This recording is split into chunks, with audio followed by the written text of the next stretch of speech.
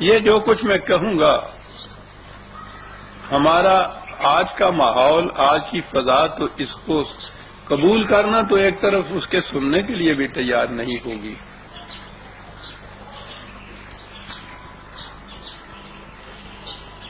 آپ احباب کی اطلاعات کے لیے بھی تو ہے جو میں عرض کروں گا، لیکن در حقیقت میرے سامنے آنے والا مورخ ہے۔ یہ بڑی خوش نصیبی ہے ہماری کہ یہ ذرائع ایسے میسر ہمیں آ گئے ہیں کہ جو کچھ میں کہہ رہا ہوں وہ منضبط ہو رہا ہے، محفوظ ہو رہا ہے ٹیپس کے اندر۔ تو میں اس وقت مخاطب کروں گا اپنے آنے والے کسی مورخ سے کہ آپ کے لیے اگر فضا سازگار ہو جائے، آپ کے لیے کے معنی ہیں قرآن کے لیے، تو اس وقت یہ جو کچھ میری معروضات آج پیش کر رہا ہوں، اس وقت یہ ان کے لیے نشان منزل بن سکے گی کہ اس دور میں کسی نے یہ بات کہی تھی اور اس سے یہ بات آگے چل سکے گی۔ آج بہت مشکل ہے۔ تو جو کچھ میں پیش کر رہا ہوں صرف آپ احباب کے لیے ہی نہیں، اقبال نے بھی اپنے آپ کو شاعر فردہ کہا تھا۔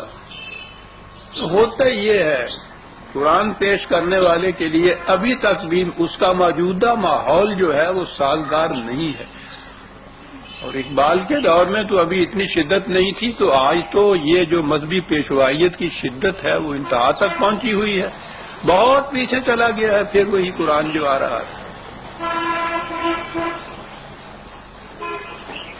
وہ ٹھیک کہا تھا اقبال نے کہ خواب سے بیدار ہوتا ہے کبھی محکوم اگر، پھر سلا دیتی ہے اس کو حکمراں کی سحری۔ یہ پچھلی صدی ہمارے لیے خوش بختی کی تھی کہ سر سید جیسی شخصیت پیدا ہوئی۔ اس نے یہ جتنی بھی برہمنیت کی، مذہبی پیشوائیت کی، قدامت پرستی کی یہ تاریخیاں تھیں، بڑی حد تک اس نے کوشش کی کہ قرآن کو لے آیا، فضا میں یہ بات گونجی۔ اس کے بعد اقبال آ گیا، اس نے بہت کچھ اس کے لیے کیا۔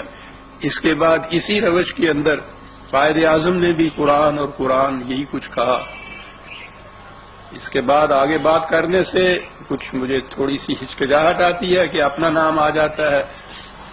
میں نے بھی اسی سلسلے کو آگے چلایا، 50 برس ہو گئے ہیں مجھے قرآن کہتے ہوئے، لیکن یہ دور جو ہے اس شدت سے ابھرا ہے اس کے خلاف کہ آج تو یہاں تو بات کرنے کو ترستی ہے زبان میری، لیکن میں نے عرض کیا ہے کہ غنیمت ہے کہ یہ چیزیں محفوظ ہو رہی ہیں۔ تو میں کہہ یہ رہا تھا کہ پھر ہوا کیا عباسیوں کے دور میں، یہ اجمی سازش جو تھی، ایرانی سازش جو تھی، انہوں نے عربوں کے ہاتھوں جو ان کو شکست ہوئی تھی اس شکست کا بدلہ لینا تھا۔ عربوں سے ہی نہیں، انہیں معلوم تھا کہ یہ قرآن کی وجہ سے ایسا ہوا ہے، تو یہ سارا انتقام قرآن سے لینا تھا۔ اس کے لیے کیا کیا جائے؟ قرآن اپنے الفاظ میں رہے، نہ قرآن کا مفہوم قرآنی رہے، نہ نبی اکرم صلی اللہ علیہ وسلم کی سیرت قرآنی رہے۔ مورخ کے لیے یہ لمحے بڑے غور طلب ہیں کہ اس سے پیشتر آپ کے ہاں احادیث کا کوئی مجموعہ تھا ہی نہیں۔ ایک مجموعہ ہے موطا جسے کہتے ہیں امام مالک کی، اس میں صرف انہوں نے مدینے میں جو اصحاب رسول صلی اللہ علیہ وسلم تھے ان کا جو مسلک تھا صرف اس میں اس کو لکھا ہے انہوں نے، اور ان کی بھی کیفیت یہ ہے کہ وہ ہر سال اپنے اس مجموعے میں سے خود ہی روایات کم کرتے جاتے تھے، 300 سے 500 تک اس کے اندر زیادہ سے زیادہ روایات ہیں، اور وہ مدینہ کے اصحاب کا ہی مسلک ہے۔ یہ جو ہمارے ہاں پھر بعد میں مجموعے ہوئے کہ 6 لاکھ ایک راوی کو حدیثیں ملی، اور ان کا سارا مجموعہ گنا جائے تو وہ قریباً 10 لاکھ کے قریب بنتا ہے۔ اس میں سے انہوں نے منتخب کر کے ایک مجموعہ مرتب کیا، ان میں بھی ہزاروں کی تعداد کے اندر آئے۔ وہ ان میں سے 6 تو ایسی ہیں جن کو صحابہ ستہ صحیح طریق قبول کیا گیا، پھر ان میں سے 2 ایسی ہیں صحیحین جن کو کہا گیا بخاری اور مسلم۔ یہ عجیب چیز ہے کہ یہ 6 کے 6 جو تھے یہ ایرانی تھے، یعنی کوئی عرب محدث ایسا نہیں ہے کہ جس نے یہ جو جمع کی ہوئی روایات اور یہ احادیث کے مجموعے مرتب کیے ہوں، کوئی ایک نہیں ہے ان میں سے۔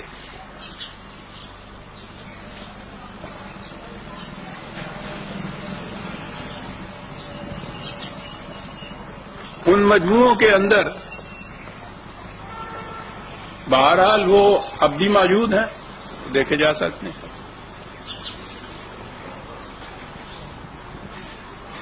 ان میں تو مرتب کی نبی اکرم صلی اللہ علیہ وسلم کی سیرت۔ یہ جو تعجب آپ کو ہوا نا کہ قرآن نے تو کہا تھا کہ قم اللیل الا قلیلا، کیونکہ ان لک فی النہار سبحا طویلا، دن بھر اتنا بڑا بھرپور پروگرام ہوتا ہے تمہارے سامنے یہ رسول کہ تمہیں فرصت ہی نہیں مل سکتی۔ تو اس لیے ٹھیک ہے رات کو پھر سوچنا ہوتا ہے، آج کا جو کچھ کیا ہے اس پہ نظر ثانی کرنا، کل کے لیے پروگرام مرتب کرنا، صحابہ کی تربیت کرنا، ان کو اس کے لیے تیار کرنا، وہ اتنا عظیم پروگرام۔ یہ ہم سے نہ پوچھیے عزیزان من، یہ جو غیر مسلم مورخ مستشرق ہیں ان سے پوچھیے کہ جب وہ کہتے ہیں کہ پتہ نہیں کہ کیا قوت تھی ان کے پاس کہ چند سالوں کے عرصے میں ایران اور روما جیسی سلطنتوں کے تختے الٹ دیے، مملکتیں نہیں الٹ دی، ان کی تہذیبوں کو، ان کی تمدنوں کی جڑیں نکال دی۔ ایک فرد عرب کی سرزمین سے ان کہتے ہیں، ان کی سمجھ میں بات نہیں آتی کہ یہ کیا ہوا، اتنا عظیم انقلاب تاریخ انسانیت اس کی مثال نہیں پیش کر سکتی۔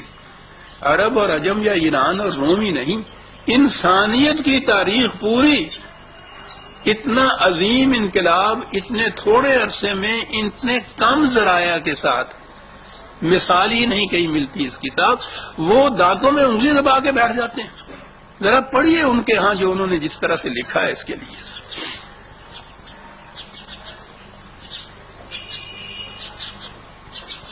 تو پہلی چیز جو یہ ہوئی کہ میں نے عرض کیا تھا کہ یہی بات قم اللیل الا قلیلا، تو خدا کو یہ بات کہنی پڑی کہ ٹھیک ہے ضرورت ہے کہ دن میں اتنا کام ہوتا ہے کہ فرصت نہیں تمہیں ملتی کہ سکون و سکوت کے ساتھ یکسو ہو کے پھر غور و فکر کیا جائے۔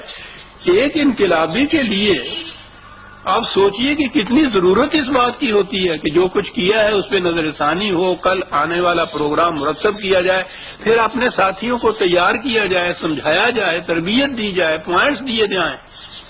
دن رات کا کام ہے، ان لک فی النہار سبحا طویلا۔ یہ چیز تھی کہ جس کے لیے کہا، میں ابھی اور عرض کروں گا کہ کیا کہاں کہاں کہا قرآن نے۔ قرآن کی روح سے یہ چیز آتی تو معلوم ہوتا کہ کون سا یہ مہیر العقول انقلاب تھا جس کے لیے اس پروگرام کی ضرورت تھی۔ نہایت آسانی سے اس میں آ گیا کہ نبی اکرم صلی اللہ علیہ وسلم رات کو پھر جب ساری دنیا سوتی تھی تو نفل پڑھنے کے لیے کھڑے ہو جاتے تھے، اور وہ ساری رات نفل اتنے پڑھتے تھے کہ حضور کے پاؤں سوج جایا کرتے تھے۔ اب یہ ہو گیا اس کا سیرت نبی اکرم صلی اللہ علیہ وسلم قم اللیل کی۔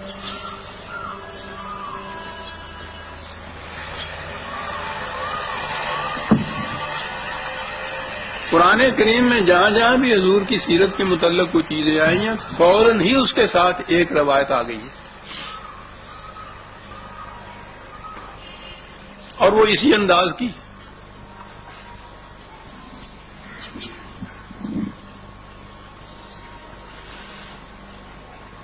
سیرت میں یہ آیا ملوکیت کی تائید میں،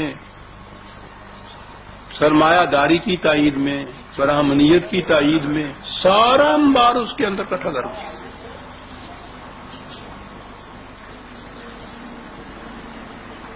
اب آئی قرآن کی باری،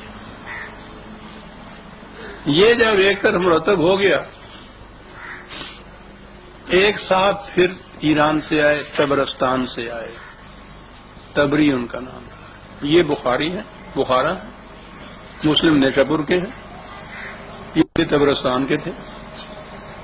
انہوں نے قرآن کی تفسیر مرتب، پہلی تفسیر قرآن کی انہی احادیث اور روایات کی روح سے.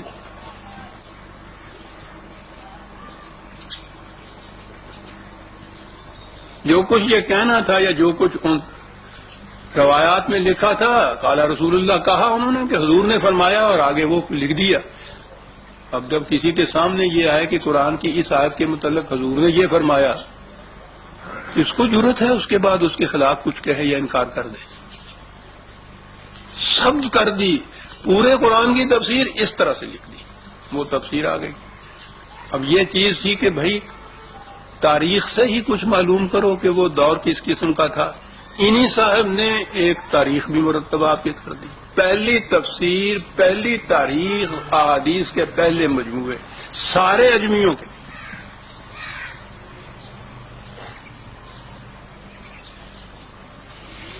تو ان کی روح سے کیا آپ کے سامنے پھر اس انقلاب کا نقشہ آئے گا جو محمد الرسول اللہ والذین معہ کے ہاتھوں میں آیا تھا، برپا ہوا تھا.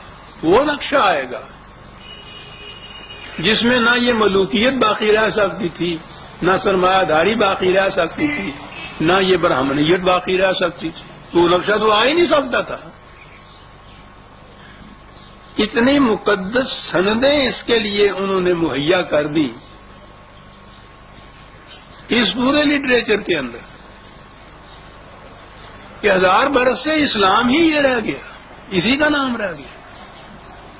آج بھی یہ بے حد و نہایت ذاتی ملکیت ہر شے کی اسلام میں جائز، آج بھی یہ فتوے چل رہے. غلامی اور لونڈیاں آپ کے ہاں ایک ایک ان بادشاہوں کے ہاں 3-3 ہزار لونڈیاں موجود تھیں. چاندی اور سونے کے ذخائر کا پوچھیے نا کہ کیا کیفیت ہے. روسی ملوکیت ان کے ہاں، وہ ذل اللہ علی الارض ہوتے.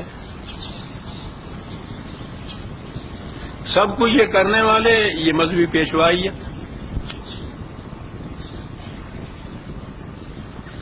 یہ ہے عزیزان من قرآن کی وہ تفسیر، یہ ہے نبی اکرم صلی اللہ علیہ وسلم کی وہ سیرت جسے سنت رسول اللہ کہا جاتا ہے. ان کی روح سے اسلام کا یہ حیولہ اور یہ نقشہ بنا جو مرتب چلا آ رہا ہے ہمارے ہاں.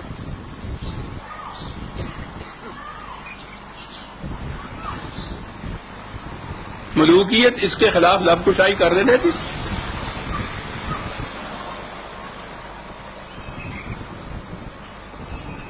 اسی انداز حکومت کے لیے پھر قوانین بنے، فقہ کے قوانین جنہیں کہتے ہیں آپ، انہی پہ مبنی ہیں وہ سارے.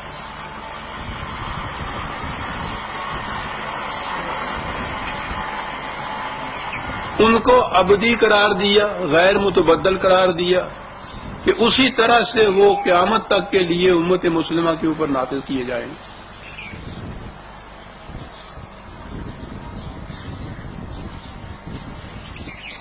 میں یہ اتنا عرض کر دوں کہ مجھے یہ جتنے بھی یہ حضرات ہیں، بہرحال ہمارے ہاں تو جو بھی گزرے ہوئے ہیں ان کا نام بھی تعظیم سے لینا چاہیے. تو یہ تو بہرحال ہیں ہی بزرگوں کے ساتھ میں مشہور، اس لیے کسی کی تنقیر اور تحقیر مقصود نہیں. واقعات تاریخ کے ہیں وہ ہے.